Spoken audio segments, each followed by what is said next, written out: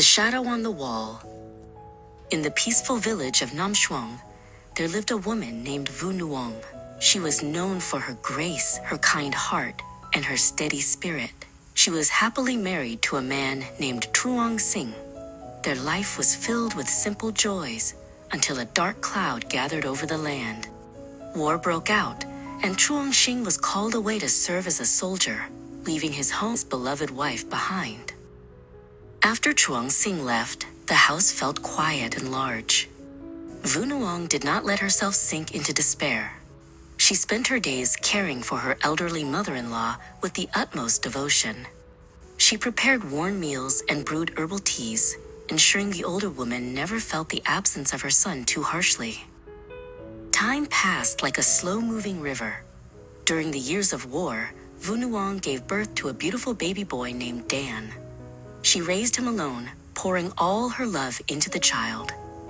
When her mother-in-law eventually fell ill and passed away, Vu Nuong performed the funeral rites with as much care and respect as if she were her own mother. As Dan grew older, he began to ask about his father. To comfort the little boy and make him feel like his father was always present, Vu Nuong came up with a clever game. Every night, by the flickering light of an oil lamp, she would point to her own shadow on the wall.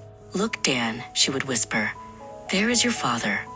He comes to visit us every night, but he must remain silent." Finally, the war ended, and the village bells rang with joy. Truong Sing returned home, weary from battle but eager to see his family. However, the years apart had made him cautious and stern. He found his son Dan playing in the yard, but the boy did not recognize the man standing before him. Truong Sing tried to hug his son, but Dan pulled away. "You aren't my father," the boy said innocently. "My father only comes at night. He never speaks, and he follows my mother everywhere she goes. When she sits, he sits. When she stands, he stands." Truong Sing's heart turned cold. He did not understand the shadow game and immediately suspected his wife had been unfaithful. Blinded by jealousy, Truong Sing rushed into the house and confronted Vu Nuong. He shouted cruel words and accused her of betraying him. Vu Nuong was heartbroken. She pleaded her innocence, explaining her devotion and her long years of waiting, but Truong Sing refused to listen. His heart was locked tight by the poison of doubt. Unable to endure the shame of a false accusation and the loss of her husband's trust, Vu Nuong ran to the banks of the Huangjiang River. She looked up at the sky and made a vow to the gods. "If I have been a loyal and virtuous wife, let my body be preserved. If I have been untruthful, let me be forgotten."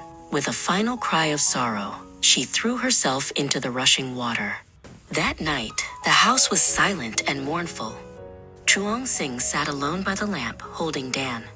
Suddenly, Dan pointed to the wall as Truong Sing's shadow appeared. "Look, father," the boy cried happily. "There is the man who used to come every night." In that instant, the terrible truth struck Truong Sing like a thunderbolt. He realized that the father Dan spoke of was only a shadow. Years later, it was said that Vu Nuong was saved by the spirits of the river because of her purity.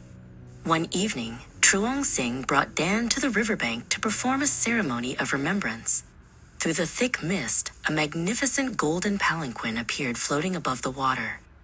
Vu Nuong stood upon it, dressed in celestial robes.